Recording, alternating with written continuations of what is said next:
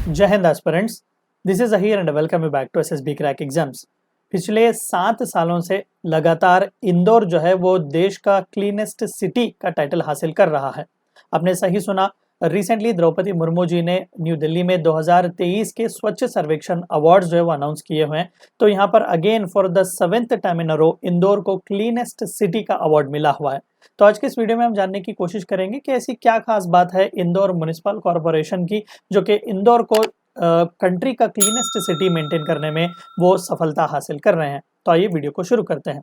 तो recently news channel में छाया हुआ था कि भारत सरकार का जो एनुअल क्लीनलीनेस सर्वे है, जिसे हम स्वच्छ सर्वेक्षण भी कहते हैं और जिसके तहत अवार्ड्स भी हर साल दिए जाते हैं। दरअसल ये अवार्ड्स पहली बार 2016 में अनाउंस किए गए थे। उस बार इंदौर का रैंक जो था वो तकरीबन 25 के आसपास था, 25 था इंदौर का रैंक। लेकिन पिछले 7 सालों में लगातार इंदौर क्लीनेस्ट सिटी की तरह यहाँ पर अवार्ड पाते आया हुआ है। और साथ ही साथ यहाँ पर महाराष्ट्र को क्लीनेस्ट स्टेट का खिताब दिया गया है, followed by Maharashtra, then comes Madhya Pradesh and Chhattisgarh. और सिटीज के कैटेगरी में इंदौर और सूरत को यहाँ पर इस बार स्वच्छ सर्वेक्षण अवार्ड 2023 क्लीनेस्ट सिटी की कैटेगरी में दिया जा चुका हुआ है। और साथ ही साथ अगर हम सफाई मित्र सुरक्षित शहर यानी कि बेस्ट सेफेस्ट स्टैंडर्ड्स जो सैनिटेशन वर्कर्स के लिए मेंटेन किए जाते हैं, वो चंडीगढ़ का अवार्ड यहाँ पर दिया जा चुका हुआ है।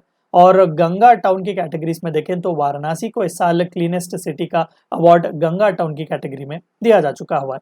अब थोड़ा बहुत यहाँ पर हमें इंदौर के बारे में बात करना बहुत ही जरूरी है, क्योंकि पिछले 7 सालों से लगातार इंदौर ने अपना ये एनुअल रैंकिंग में स्ट्रीक जो है वो मेंटेन किया हुआ है।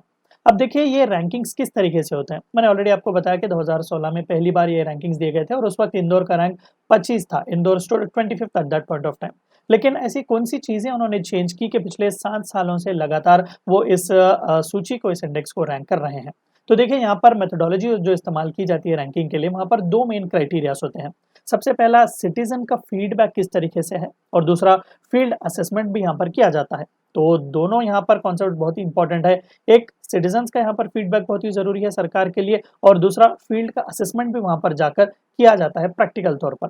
तो अब कई सारे मेयर्स भी वहां पर आकर चेंज हुए, लेकिन ये स्ट्रिक जो है उसी तरीके से कंटिन्यू हो रहा है। इंदौर म्युनिसिपल कॉर्पोरेशन के ऑफिशियल्स का कहना यह है कि यहाँ पर सक्सेस जो है वो इंपॉर्टेंटली 3 चीजों पर डिपेंड की जा चुकी हुई है। सबसे पहला, सस्टेनेबल एक सिस्टम उन्होंने बनाया हुआ है गार्बेज कलेक्शन के लिए, और दूसरा, उस कलेक्टेड गार्बेज को वो सही तौर पर साइंटिफिकली प्रोसेस भी कर रहे हैं और सिमिलरली सस्टेनेबली उसे डिस्पोजल भी यहाँ पर कर रहे हैं। So because of these 3 important steps consecutively पिछले 7 सालों से इंदौर जो है वो बना हुआ है टॉप राजा इस रैंकिंग का। और नेशनल क्लीनलीनेस सर्वे में इसीलिए इन स्ट्रॉन्ग फाउंडेशंस की वजह से ही इंदौर ने ये स्ट्रीक मेंटेन किया हुआ है।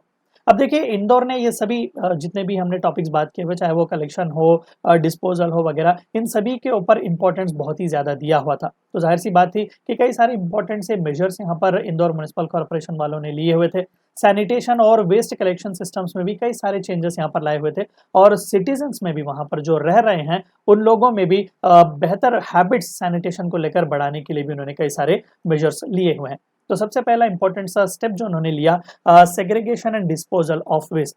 कई बार हम देखते हैं कि म्युनिसिपल कॉर्पोरेशंस प्राइवेट कॉन्ट्रैक्टर्स को दिए जाते हैं जहां पर वेस्ट का कलेक्शन होता है, डिस्पोजल वगैरह होता है, लेकिन यहाँ पर उन प्राइवेट कॉन्ट्रैक्ट्स को खत्म कर दिया गया। खुद नगर निगम ने यहाँ पर वो रिस्पॉन्सिबिलिटी ली हुई थी कि हम ही कलेक्ट करेंगे उसे, साइंटिफिकली हम ही डिस्पोजल करने का पूरा जिम्मेदारी हमारे ऊपर ही लेंगे, और कई सारे नए स्ट्रैटेजीज वहां पर बनाए गए थे।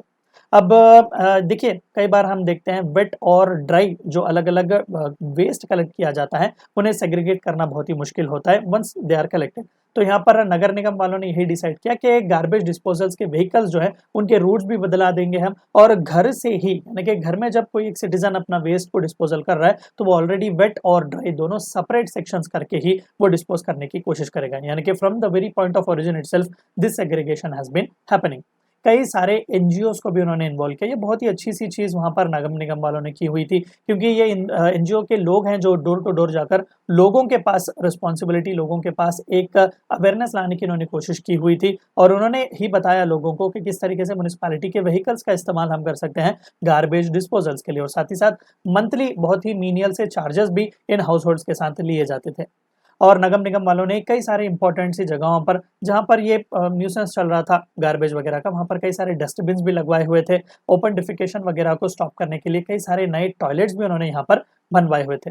अब साथ ही साथ लोगों का पार्टिसिपेशन भी तो बहुत ही ज़रूरी है, तो हैबिट्स भी सिटीजनशिप में लाने के लिए बहुत ही इंपॉर्टेंट था। तो ये सक्सेस भी लोगों के पार्टिसिपेशन को ही जाता है, क्योंकि वो कैंपेन में बढ़ चढ़कर हिस्सा ले रहे हैं। जब तक हम किसी चीज़ को अपना नहीं समझेंगे, उसके लिए हम काम नहीं करेंगे। तो इंदौर म्युनिसिपल कॉर्पोरेशन वालों ने लगभग वहाँ पर इंदौर सिटी के सिटीजन्स के साथ 400 इस तरीके की मीटिंग्स वगैरह रखे हुए थे, और 4 लाख से भी ज़्यादा लोगों को वहाँ पर उन्होंने क्लीनलीनेस का ओथ एडमिनिस्टर करवाया हुआ था।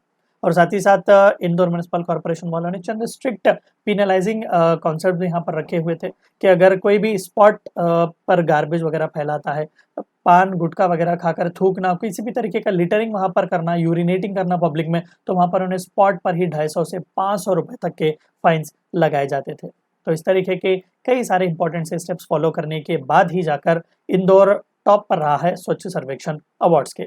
ये थी चंद बातें आपको इस वीडियो में जाननी थी। वीडियो को एंड करने से पहले आप सभी को एक और बार याद दिला दूं कि एसएसबी क्रैक एग्जाम्स के पास एसएसबी इंटरव्यू से related full fledge online course available है। हर महीने इसके नए बैचेस स्टार्ट होते हैं। अपने फ्रेंड्स के साथ भी इन्फॉर्मेशन शेयर कीजिएगा। We also provide you courses like NDA, CDS, AFCAT and warrior 10 is a code which you should use so that you get 10% discount. Meet you next time. Until then, stay healthy, stay safe. Thank you for watching my lecture.